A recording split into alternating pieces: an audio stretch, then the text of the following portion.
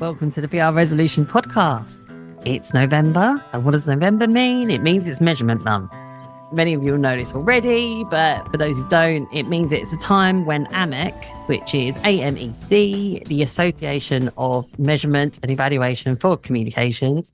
So AMEC, that organisation, they really push the topic of better measurement in our industry throughout the whole month. And they do that through events. It's just been some awards, there's been some amazing winners.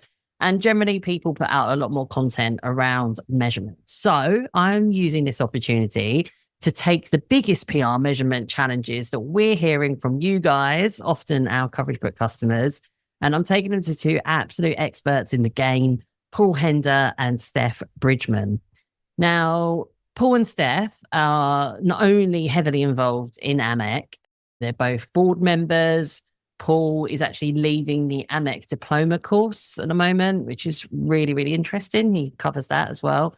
But the important thing here is that they are independent consultants.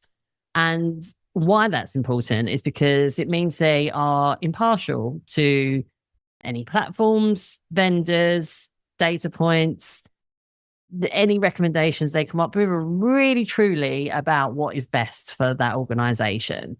And that's important because it's actually some of the biggest dilemmas that are coming through from people at the moment, and especially ones that are coming through to our coverage book support team. People confused about what data they should be using, what data they can trust, and the truth in monthly uniques and what they really mean, and what tools they should trust and be in their tool stack. So I am asking the experts for you. So in this next interview, we talk about the overall principles around what data points you should be using and which relate to different objectives of communications. We also cover how the tools and sources of data have been evolving rapidly recently, actually, and especially accelerating in AI. And is it acceleration or is it actually holding us back? Interesting points that are raised by both of those guys. Also, we cover who should be responsible in measuring. This is always an interesting topic. So who should be analysing coverage and who should be doing the overall analysis as well at the end of the year, which is now. We also cover what skill sets are needed for measurement and what skill sets are needed for analysing data. Comes into who should be doing it. We also get into the practicalities of analysing. So if it is you really need to listen to this.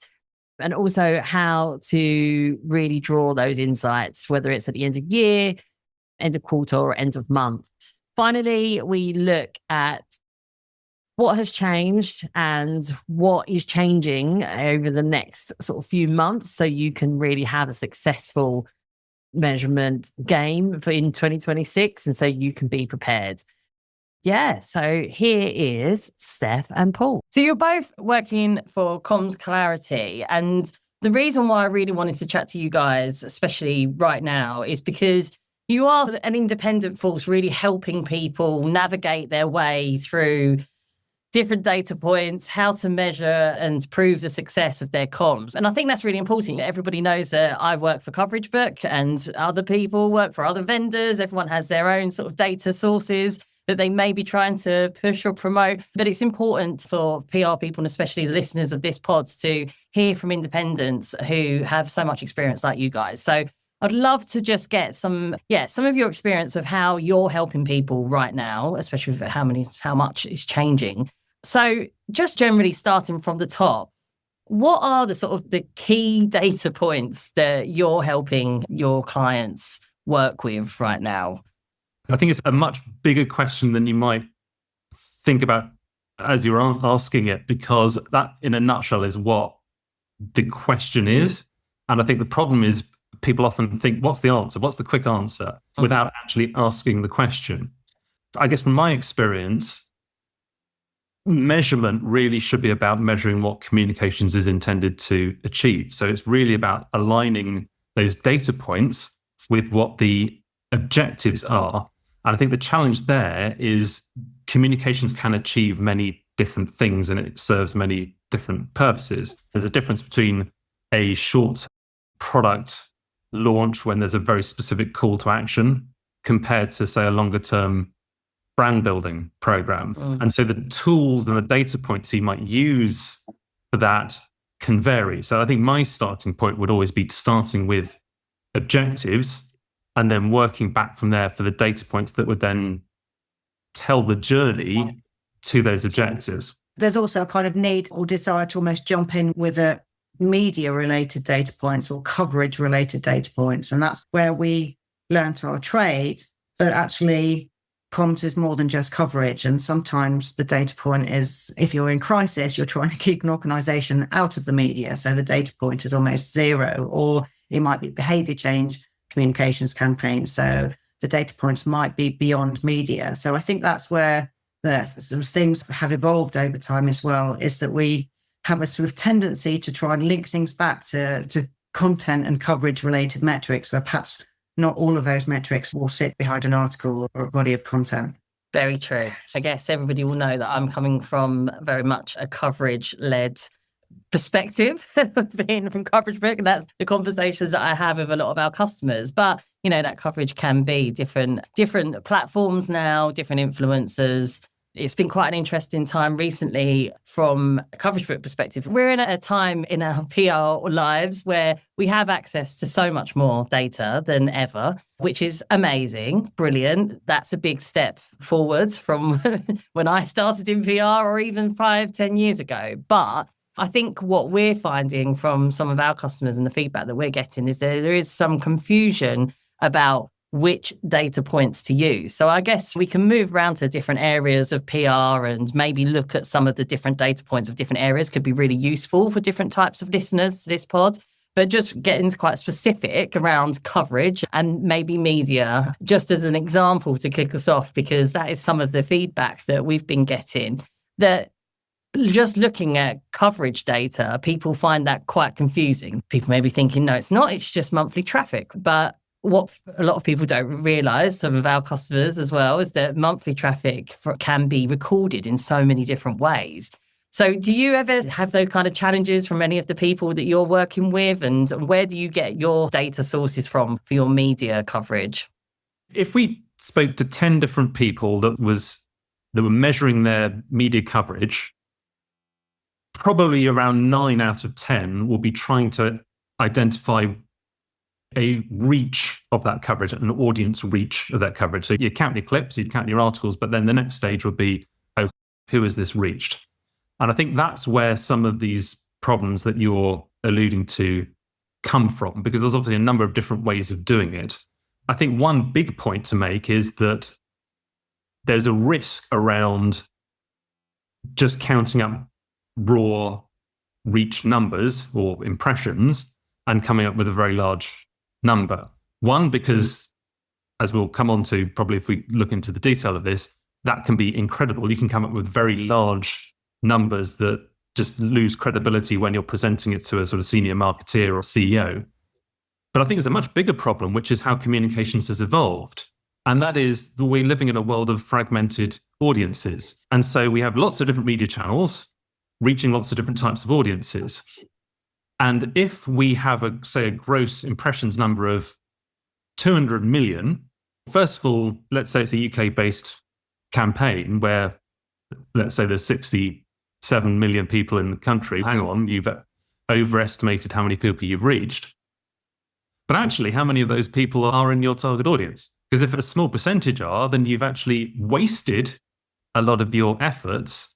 And in this day and age, where there's a lot of pressure on budgets, if you're wasting your energy, that's a really bad thing. So I think in terms of your tool set, I think you want a combination of really being clear in what that audience reach data is based on. Is it monthly unique visitors? If it's online, what about broadcast? If you're including print as well, how do you do that? What time period are you looking at? And I know Steph's got some observations on that, which I think is probably worth sharing. But I'd make a point, look at where that media is being targeted at. So identify maybe a target media list or look at some form of demographic data. And there's some sources that are available through different platforms, but also there's actually some public data for example, from the likes of Ofcom or the Reuters Institute, which is actually very useful at showing which media channels are consumed by which types of audiences. That is really useful. I know for a lot of the listeners to this podcast and some of the customers that we talk to through Coverage Book don't have the pleasure of being able to work with you guys or have their own analyst team. So a lot of the time they are trying to do this themselves. So yeah, those sort of practical tips on where to get data is really useful. You mentioned the timescale that you're measuring, and I know that you said Steph's got some insight on that. That's really important as well, because I know that just one interesting point that came in through recently was that one of our customers was trying to input their monthly data that they've got from another tool. And you can do that in Coverage Book. You can put in whatever data you want, or you can use our data. We don't mind. But they were wondering why, because they were like, oh, it's SimilarWeb and your data's SimilarWeb as well. Why is it so different? And their data was an average of the monthly traffic from the website, rather than ours is based on the last month of when their coverage went live. So even that point was a revelation to some of our users. They just thought, oh, it's SimilarWeb, it's the same data point. But that's really important, just looking at what time scale is your data from. Yeah, you've got to think about it. Are you looking back at a campaign that's took a week? Are you looking back at a campaign that took a month? Or perhaps are you looking back at performance over a year? And to Paul's point, when you are looking at these, let's say, gross impressions figures and you add them all to each other, you do run the risk of getting these large numbers. Imagine then if you reached 200 million people a month, but then times that by 12 over the course of the year, the numbers start getting really big and really meaningless. And I urge everybody who hasn't already seen your brilliant ad campaign, which I so frequently in the workshops that I do. It's still relevant, even though it was 3 years ago now. It's won a war, and it's got comedic value as well. Always a great opportunity during a workshop to take a pause and a sip of water as well, where it talks about a pizza campaign having reached 8 billion eyeballs, and actually that's because people have got 2 eyes. All these kind of silly things. But I thought back to the early days, Paul, actually, and we moved away from this perhaps in the industry, and I think maybe we should consider moving back towards it. It's actually the concept of reach and frequency, which was a metric that was discussed perhaps more, I guess, in the paid space in the 80s, 90s. And actually thinking about these aggregate audiences, so sometimes you're actually, even when you're adding all these audiences together and these impressions, you're effectively double counting people, because you're taking into account that perhaps my mum reads the Daily Telegraph. And so if you had 30 pieces in the Daily Telegraph, it's not that you reached 30 times my mum, but you reached my mum 30 times. And so sometimes there's actually a need for a bit of disaggregation that goes on. And I think, Stella, to your point, that the SimilarWeb data point that you pull into Coverage Book, I think is a unique visitor kind of data point rather than a monthly visits data point. So if you think about it from that point of view, monthly visits takes into account those people that come to the website time and again over the course of a month, whereas actually even the data point you're pulling is going to be that smaller figure because it's deduplicating those individuals. It's something to be aware of.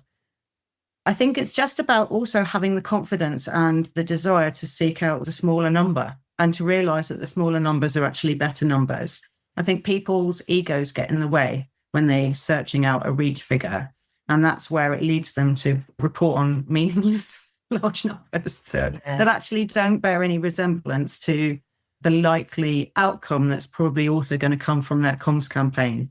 And I always advocate for the smaller number, because your outcome an outcome is actually then what people did after the comms campaign, after they saw it. So the reach figure is an indication of what they saw. But then if you only sold 5 widgets as a result of it, the balance between how many people see it and how much product you shifted, or the numbers of people that came to your website and so on, I think it is very unbalanced in that point of view. And it's almost, then you could run the risk of being criticized almost for wasting effort, and this kind of spray and pray of technique of trying to reach as many people, but actually who are you converting?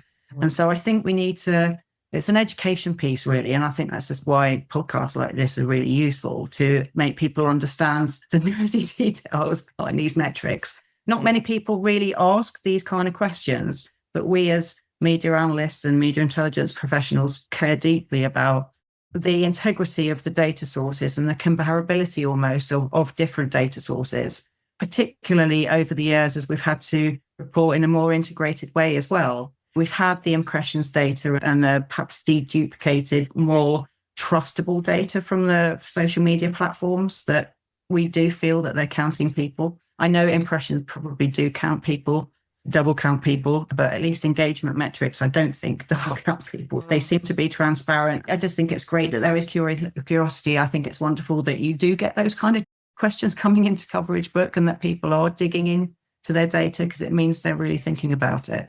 Another interesting insight on regular questions. So we always review themes of challenges that people have, but a really common one, probably at least weekly, will be when people get more than one piece of coverage on a site in 1 month.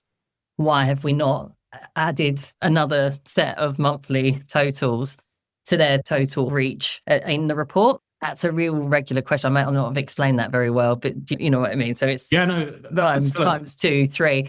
But we have to explain that there's only that amount of people who come to the website. Just because you got 2 pieces of coverage, it didn't mean that double the amount of traffic came to that website. And I think you're saying, Steph, be curious of the smaller number, be comfortable with the smaller number is so important. But maybe it's because they're not doing your point, Paul, of really looking at the objective and thinking about the outcome. They're just sticking with the output. And that's why they want in the bigger number. Yeah, there's some really important stuff here, isn't there? Steph, I think, really hit the nail on the head with it's thinking about why people are using this number, right? And there's this sort of, do you use it for vanity purposes? In other words, you want as big a number as possible to make you sound good. But the risk there is that you end up not sounding good because it sounds incredible, right? Once people stop believing it, everything else falls down, right? Yeah. We live in a world where there's limited trust, and comms people are always talking about trust and being authentic and so on. And don't forget, a lot of what measurement is about is a form of communication. We are communicating the effectiveness of a campaign to an audience, a stakeholder audience. It could be a marketing team, or it could be a comms team, or it could be a PR agency talking to their client. The credibility of that communication is really important. And if you're undermined by not really understanding the data, then you've got a big problem. Stella, your point around if you have 2 pieces on the same website in the same month, you're absolutely right, which is that what does unique monthly visitors mean as a metric? It means how many people will go to that website, the domain, over the course of a month. And you need to choose your month. Is it the last month? Is it the last 3 months or whatever? Because that data point changes. So once you understand that, then you're more likely to go, okay, no, I understand why you're not adding those 2 articles together. But it raises a bigger question on, if it's the overall number of people seeing the domain, the number of people seeing my particular article is going to be a lot less than that. It might be 50 times less. It might be more than that. How do I estimate that?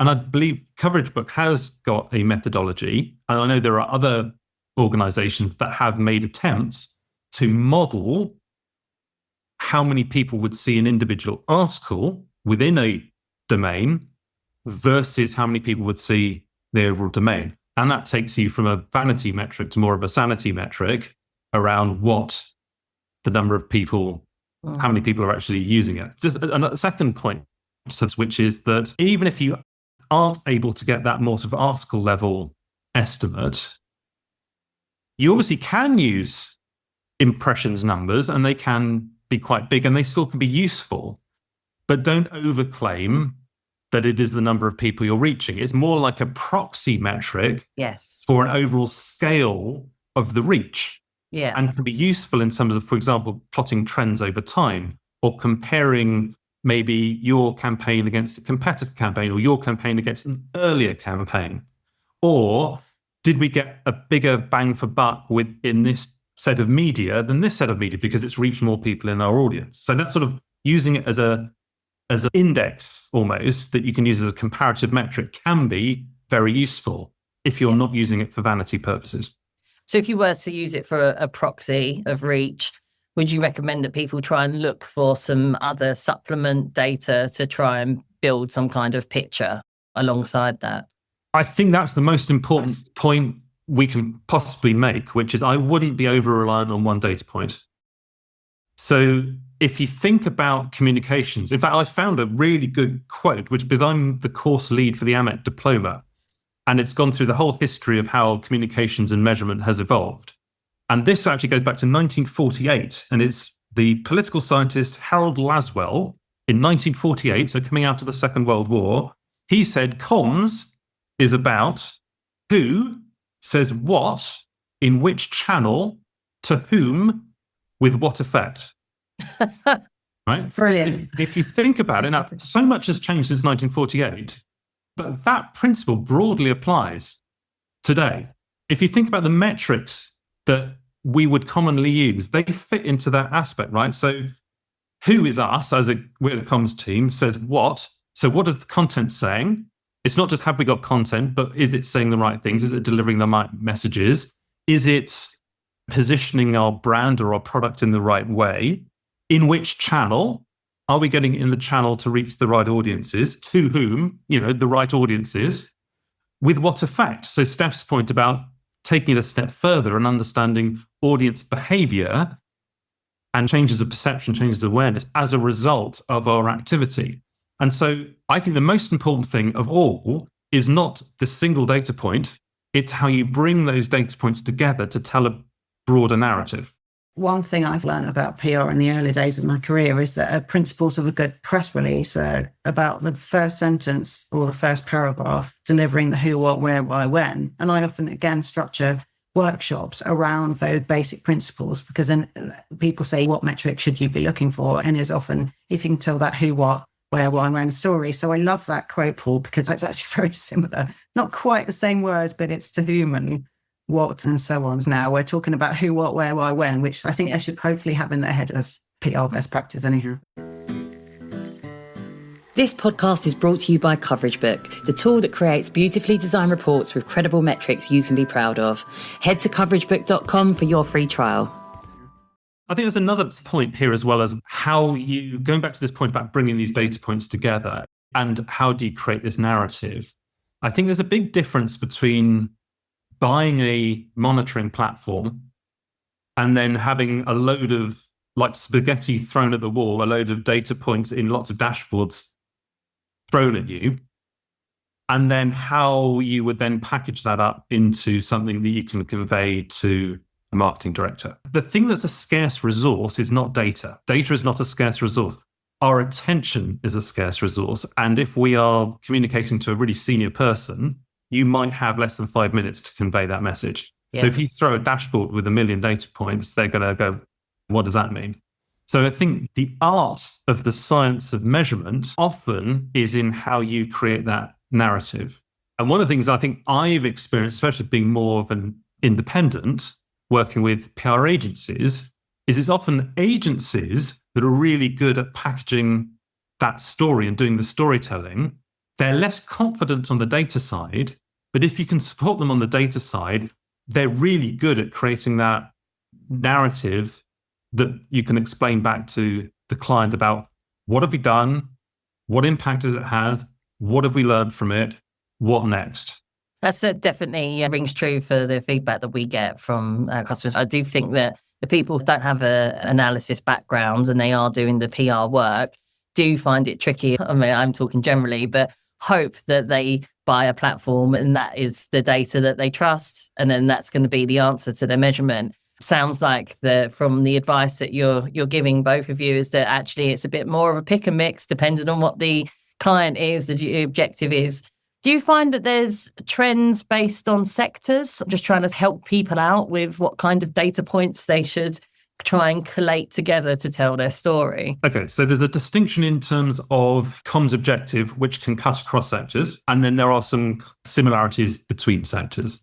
So on that first point, I always think that there's this difference between objective, think of it in 3 layers, see, think, and do, which is your comms about raising awareness. You might be a new brand and no one's heard of you and you're trying to build awareness. See, your audience seeing what your brand and they're becoming aware of you. And you can measure that obviously in the media and then in terms of brand tracking or Google search trends or whatever. Think, people might be aware of your brand, but is it positioned in the right way? Or does it need to be repositioned? Do people have the wrong interpretation? So an example I often use is Honda, because we did this as a public case study, where they were repositioning themselves away from being a sort of legacy petrol ICE, with it internal combustion engine car brand that your granny bought to a modern electric first sustainable car brand that you could buy.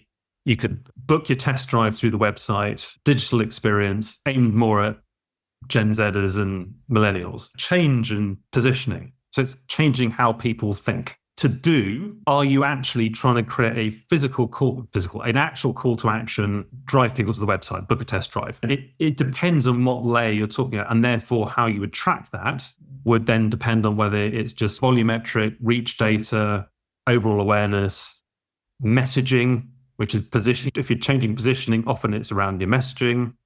Is that in the right media to the right audience? Maybe some market research on brand positioning to pick it up. Calls to action, more direct, probably have calls to action in your press release, see if that's being picked up in the media, tracking, and then aligning that with your website traffic data, your Google Analytics data, seeing if there's correlations between the two, seeing if there's a spike of media coverage on the day that you've launched your campaign. Is there a corresponding rise in your website traffic? Can you actually even look at referrals, where they're coming from? Is it coming from organic search or is it from paid, et cetera, et cetera? Can you build evidence that you're building that attribution? So I think where you are in that, what almost like your comms funnel, your sales funnel, your marketing funnel is really important in terms of objections. And then sector to sector, I think there's a big difference between B2B and consumer. Often B2B is down more of that, trying to drive direct action and sales lead generation.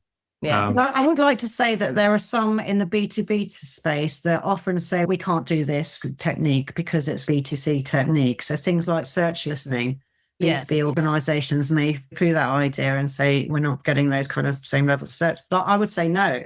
Sometimes it's actually easier and you're more able to claim a correlation between a data point and some truth, because the numbers are smaller. Of course, there aren't millions of people searching for a niche B2B brand, but if you can see specific language or niche language or difficult terminology coming through in search, actually that's demonstrating that niche audiences have been reached and are seeking out further information. So I would urge the B2B people to often listen and pick out the techniques from the B2C people, because there's some really good stuff happening there. What I've also noticed actually is I've seen some more brands on TV advertising having search as their call to action. I've seen cancer research campaigns. I've seen very common now, isn't it? And the call to action is search. And I think that's really interesting, because I know, Stella, you and I have spoken about search for many years, but it's a very useful and affordable tool to support organizations just very quickly using Google Trends to demonstrate any impact of people being down that path of consideration, because you have to have been reached or by some kind of message in order to perhaps then be tempted to go search for it, even if it's just a message that popped into your head, not through the media. You can also then check to see whether your coverage has been citing some of the results in AI search results using inthemix.ai. Little tool plug there. Hearing the Honda example is fascinating. I love hearing case studies and actually getting to the detail. And I think that's something that's great during measurement month and going to events that AMEC hosts, because you can get to some of that detail. And it's so helpful for people just to see those sort of practical examples. Paul, you mentioned the process that you'd go through from more of the outputs and then onto the outcomes, which is really, really helpful. Diving into that sort of middle part of looking at analysing the outputs, and you talking about messaging and what had been included. How do you guys, whether it's independently or if you're recommending on training people, how do you recommend people to literally do that? Are they actually reading the articles and counting key messages? How good is tracking now with that kind of thing? How do people collate it? Because everybody loves the models of what you should do and the processes, but I know some people just go, how do I even do that? Which is why I think then people just step away and then go, I'll just go with that reach number. Yeah. And they don't get into detail. It's so important. If you're looking at changing opinions, you need to know. 100%. And it's so funny how the industry has evolved. So Steph and I both have invested days, maybe even years of our lives just reading coverage and putting it in spreadsheets and databases. For most of that time, it was quite manual. Yeah. And I would say, I still think there is a reason to do that, not least that a lot of PR agencies, if they aren't able to get that data out of their platforms, I've had an example literally in the last couple of weeks where we got the agency to track their coverage. And it wasn't a huge campaign. So it was, I guess, about 50 articles. And so in a spreadsheet, they were just able to track the 3 different key messages and which articles track those messages. So it didn't actually take very long because they were having to collate that coverage anyway. Obviously, at scale, that's harder. And that's where a lot of these platforms are now offering to automate that process. But it's been very interesting being an independent because we've been helping some of our clients choose which vendor to use.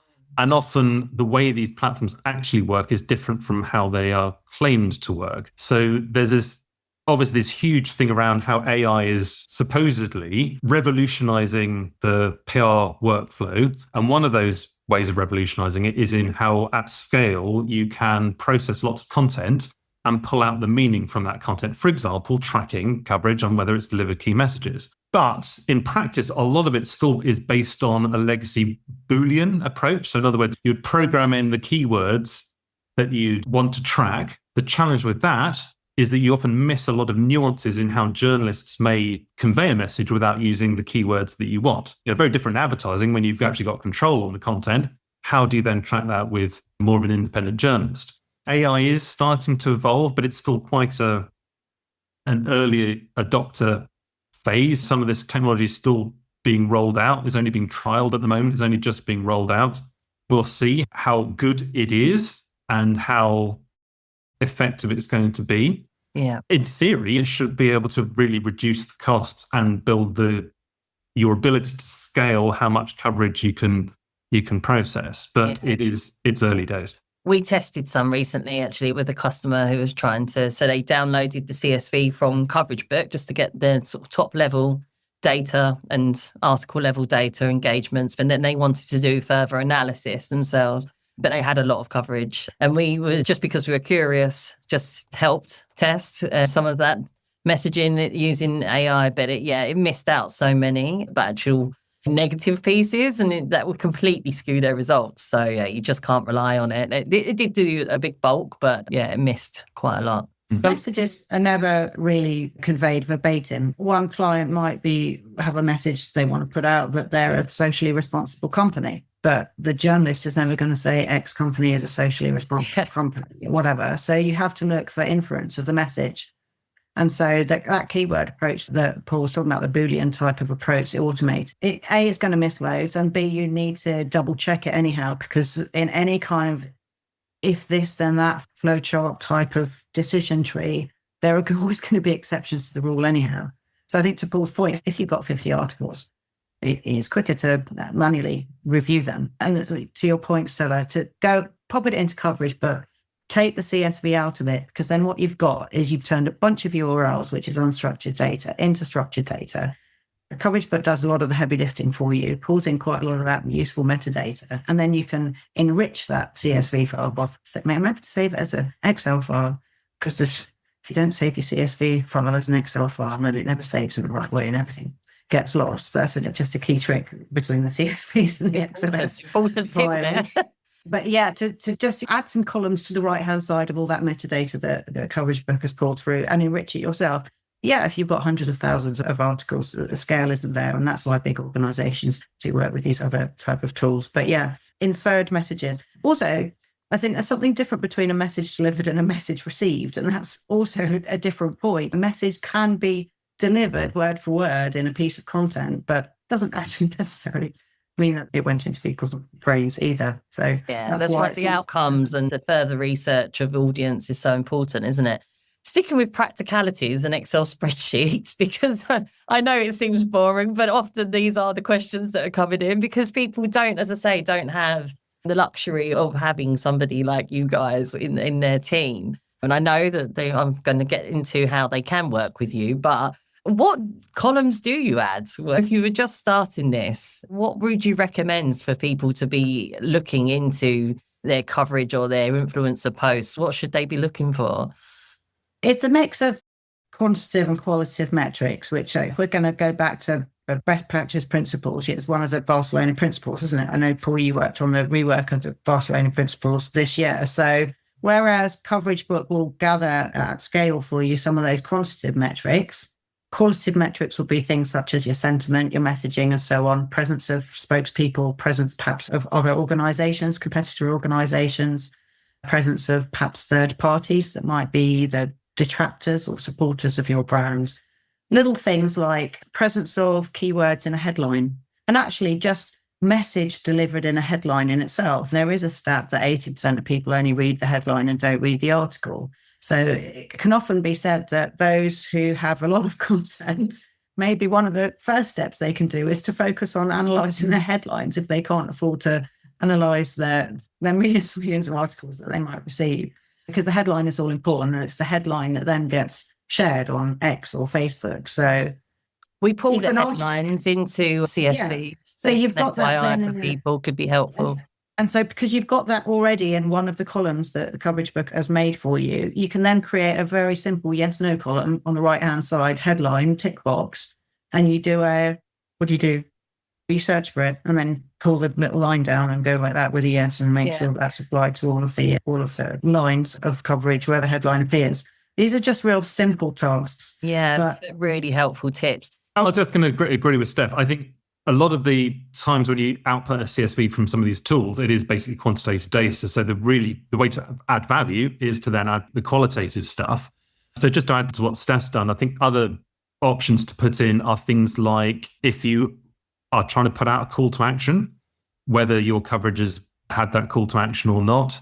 Another one is to record some of the tactics you might have used to actually generate the coverage, because obviously that gives you insights on what works and what doesn't. So a common one on the B2B side is whether there is a kind of thought leadership piece, either using spokespeople or use of research that has been commissioned and that's been used. And often with a call to action, that's how have users been asked to go and download the report. So I think there's a whole series of things that you could do that would be relevant to that campaign. So rather than a generic set of metrics you'd want, I would just think about what's important to this campaign. What are we trying to do? What does good look like? It's basically a way of creating structured data from unstructured data. So I think the starting point is what does our ideal article look like? Why? We got our message in the headline. It's positive. It's delivered our message. It features a spokesperson. It features our research. It features a call to action. Brilliant. Let's structure that. Each one is a column. Yes, no, yes, no, yes, no. Oh. And then very simple on your spreadsheet, you can just count out how many times you've said yes, often then divided by your number of articles. So you're saying the percentage of coverage that featured our research was 86%. And that's a really useful data point you can then put into your report back to the client. What's your opinion of scoring coverage or posts? Is that useful, do you find, with some of your clients, or can it be confusing? I think you answered the question there, which is that it can be useful as long as everyone understands what it's... Yeah. Do you have that chance to explain it to the CEO? I think that's where it falls down, is that if it takes you too long to explain it, back to this point about attention is what's the limiting factor, then that's a problem. Every score is made up of its constituent parts, but often those constituent parts from one measurement organisation to another are generally similar. And it's an element of reach target audience, it's an element of quality of message delivery and sentiment and so on. And I always remember, I don't know if it's your analogy, Paul, or Richard Bagnall's analogy about a dashboard on a car. If your car stops, it stops for a reason. And it could be that you ran out of petrol, or you overheated, or you ran out of electricity, or whatever, in an electric car. But ultimately, if you've got a score that's an aggregate of multiple different things, you always then want to go back to the kind of individual things that led to the score to work out, well, what went wrong, in the same way that in a car, you need to know which particular... what was the lowest, what was the highest, what made the difference? And so on. And to Paul's point, I've worked with organisations over the years that might have spent like a year to develop a score, and then it's fallen by the wayside, because unless you've got the buy-in of all the stakeholders, and then those stakeholders come and go anyhow, then you've got to continuously educate them as to the score. And then they will always say, well, what's the difference between a 4.5 and 4.7? And how do I change it by 0.2%? And it was either because the reach was higher or the message delivery was lower. And so you always then take it back to the constituent points anyhow. Exactly. So just back to basics. Yeah. And you have, this region has gone on, or this business unit has gone from 5.6 down to 5.2. Why is that? Panic. To Steph's point, you have to then go back to the individual causal factors to actually diagnose what the issue is anyway. Yeah, saw another piece of research which we've seen before, shared this morning. I think Wad shared it this morning, another study that sometimes in organisations that people don't understand the value of comms. And I know we've seen that before with whether it's middle management or more senior. And I think sometimes, like you've just said, with a score, it's meaningless, isn't it? Like actually, where if you're saying what's really high or it's really low, okay, if it's really low or negative, it might not be the best story, but at least it's saying something. I think sometimes with a score, 4.5, what does that mean? It's just meaningless, isn't it? Yeah, it does make me think of Johnny Brentwood's talks. I've seen him do this a couple of times. I'm sure he's saying the same kind of message of you can do months and months of work of analysis, but actually often all he shares is one slide with his clients and it's just one killer point. And you don't need to show all of the dashboards and reams of research that you've done or analysis. It's meant to just be that one point that can be shared and said in 30 seconds. And totally. And that doesn't mean you shouldn't do the work. No. Is it Pascal said, I would have written you a shorter letter, but I didn't have time. So there's often a lot more effort that's put into condensing your information than in doing the data spaghetti on the wall selling. Can I make a plug for 2 books that really helped me? Yes, please. I've got no affiliation with these at all, but these are the 2 books I'd recommend. So one is Data... I know Cole. I interviewed Cole. Oh, really? So Yeah. Data Storytelling by Brent Dykes is a brilliant sort of holistic view of how you can tell stories with data. My favourite is the one you were just alluding to, Storytelling with Data by Kolnas Baumer-Klafnik, I can never pronounce her name properly, used to work for Google. And just, this is the best practical guide for how you do data visualizations. Yeah. I describe her as a data visualization Puritan, which I really like. So she just goes right to the most simple way of conveying information. And I think this is brilliant. Yeah. So I think those 2 are worth putting on everyone's bookshelves. And not only that, but actually reading them as well. Yeah, if the people that have time to read the book immediately, it's got a good newsletter, amazing blog content as well. But yeah, our head of design, he's worked with her directly, and just a simple thing of just changing one color on your graph can like just land a message immediately. And yeah, I don't want people to be put off by storytelling data. I'm not a data person. Like, she actually really helps normal people tell that data story. Yeah, and actually there's an overarching principle which goes back to what we were saying, which is that because attention is so limited, every bit of information on that one pager should be directing your eye. So it's how does your eye go through the slide or the page and pick out information. So that use of color to highlight, the use of what the right sort of chart or visualization is, how you're accenting it with calling out stats or use of fonts. All of it is around how your eye then is guided to pick out the right bits of information. Here's another top tip, the squint test. So if you're looking at a page that's supposed to convey information, squint. So make it blurry. And then what leaps out at you? Because if it just goes into a blur and there's lots of stuff, it's not serving its purpose. So you just said a really good point, Paul, that even though it should just be one clear message, maybe one slide, don't disregard all of the work that is needed to get to that killer point.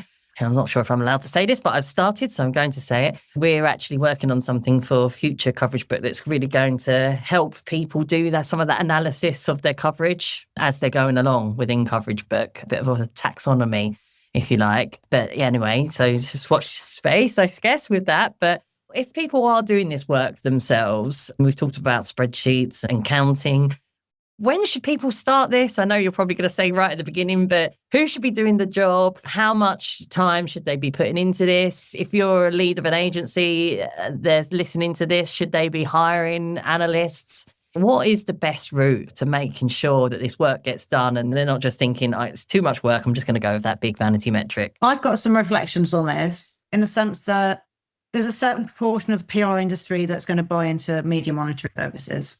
And let's call that 100% of the industry, let's say. But then actually a very small percentage of that industry will probably then go on to purchase measurement services, it has to be said. But the trouble with that is that the monitoring agencies are often the ones that then power these big numbers, these reach figures.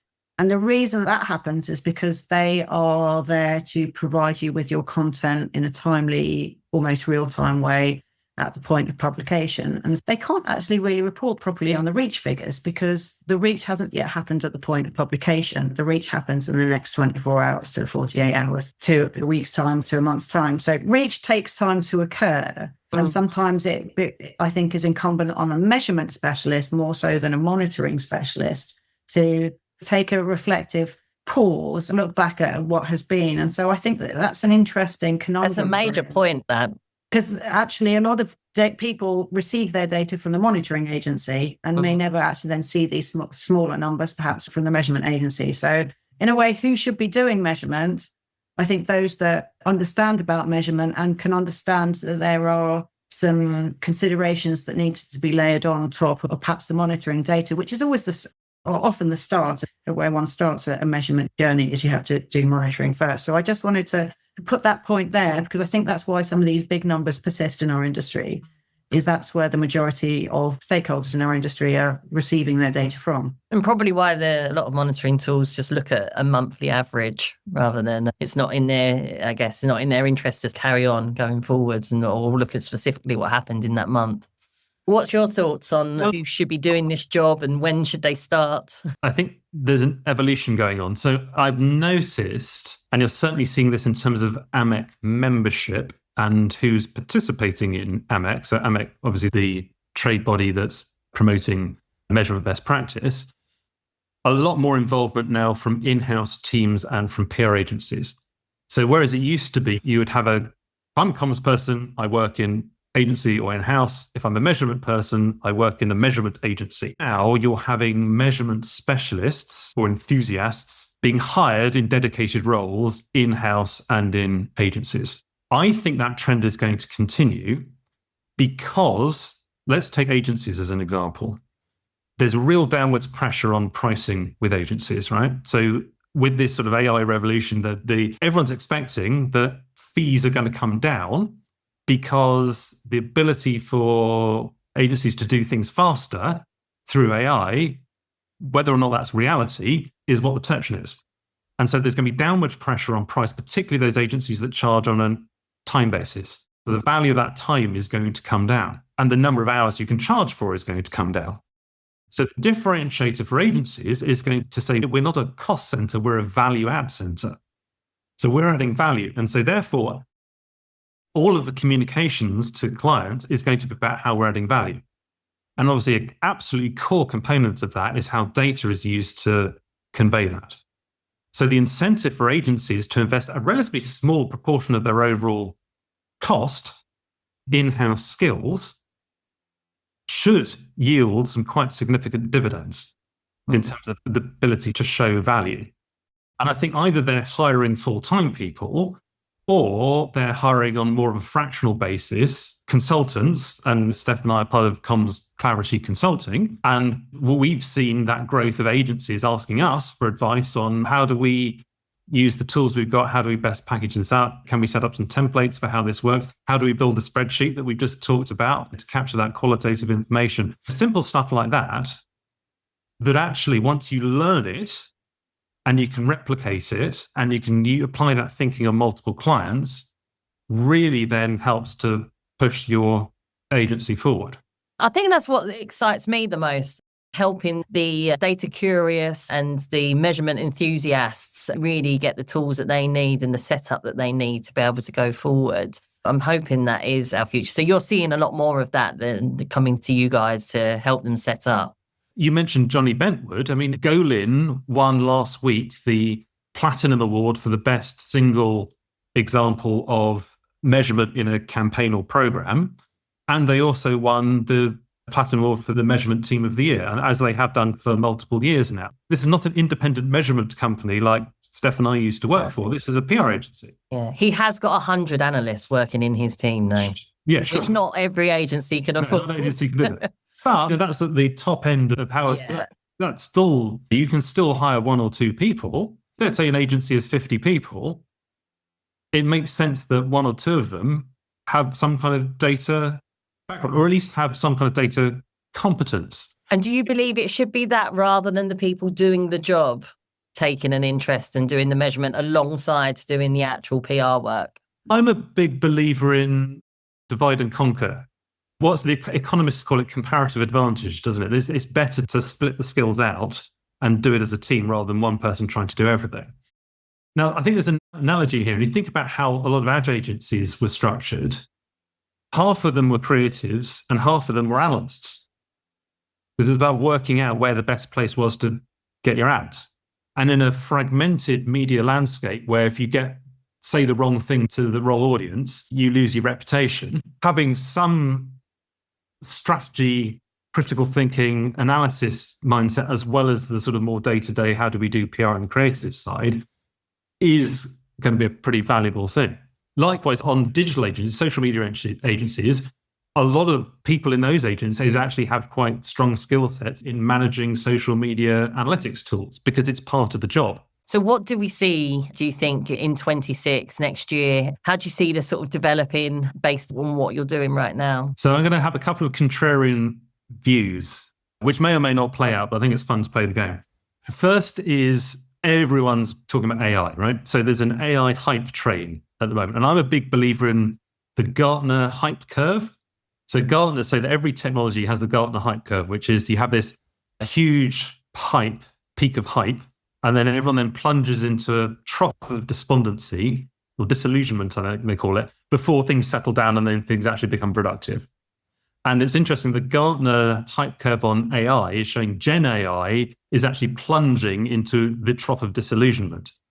So I think a lot of people will have been doing trials on AI, but will be either a little bit underwhelmed or not able to scale what their experiments very much. In fact, there's a McKinsey report literally out in the last couple of days, which basically showed that 90% of organizations are experimenting with AI, but more than 2/3 of them have not been able to actually scale it, to basically implement it in reality. I think there'll be a backlash against the AI hype trend, and there'll be a realization about where humans add value, particularly in critical thinking around how comms works. The other contrarian point, I think, is a move away from this idea about attribution. So last click attribution, direct attributions, because there's been this big trend in the last few years around PR should be as sophisticated as digital marketing in being able to track user behavior right down to, are they clicking on the link, going to the website, downloading the report, etc. And it looks like, because of increasing concerns around privacy and restriction on cookies, even the ad agencies are moving away from an attribution model. And there's been a resurgence of what you did in the 1990s, which was what was called an econometric market mix model, which is basically using stats to look at all of the different trends you had in your marketing disciplines and seeing if you model how that affects sales or pricing or whatever it might be. And what's interesting about that is both Google and Meta, so the two organizations that were absolutely behind attribution marketing, have both invested quite strongly in open source market mix modeling tools that are freely available. I think they're doing it because they realize that anything to justify that advertising works on the advertising side, but obviously market mix modeling works very well on the comms side as well. So I think there's going to be probably a move. So the meta point on that, to give the pun, is probably a move away from direct attribution to a very specific call to action and more about longer term, broader brand building, reputation management, and companies and methodologies that are set up to measure that. Yeah, that's such an important point, because I think, again, for our estimated views metric, people are, yeah, but is it exact? Is it exact? It's like nothing's exact out there. You know, that even your advertising measurement and it won't be exact, but you need to have, if you can just have some kind of consistency and look for correlations or some kind of journey to build up a picture, that's the most important thing. Really interesting points. Steph, do you want to add anything of what you feel we could be seeing next year? Over the years, we focused a little bit too much on text-based mentions, articles, text-based Boolean. And I think for the past 10 years, we've actually, more of us, here we are on a podcast, we're putting out audio content. It might go on YouTube. It's going to potentially be audio visual content. And I think increasingly in the age of TikTok and all these other social platforms, the younger generations are listening and viewing, but perhaps not reading as much. And neither are we oldies, to be honest. And so I think the direction of monitoring discoverability and analysis is going to dive deeper into the actual content of these MP3 files or MP4 files, which perhaps didn't before. If you search for something on YouTube, you're probably up thus far relying on the metadata that the person that uploaded the video to YouTube placed in it, and that helps it to be discoverable. And if people perhaps upload their transcripts to their podcast, that makes it even more discoverable. But I think maybe the search functionality within Google, if it's not already happening, will get better to be able to actually understand what we're all talking about now, because the amount of content that we're putting out from an audiovisual point of view is going to grow exponentially, particularly in the age of AI, because it's not always about us sitting here for an hour on a call and pressing record too. These things can be generated at a touch of a button. So I think it's not that everything's going to move a lot beyond text-based mentions, which has been everybody's safe space for many decades. Yeah, again, major point there, major point, especially for vendors to be up to date and helping people with that. Amazing. Thank you so much, guys. I honestly could carry on talking to you both all day. Thank you so much. How can people connect, whether it's just to connect with anything you're doing with AMEC or to actually get in touch to get your help with their own measurement? Probably best for me through LinkedIn, really. Paul Hender at LinkedIn, Comms Clarity. I'll add the link in the show notes. Same here, Steph Bridgman. LinkedIn, especially for us independent contractors, is just the most wonderful tool for us to keep our names out there and visible and front of mind. So yeah, connect with us there. Brilliant. Thank you, guys. See you both soon.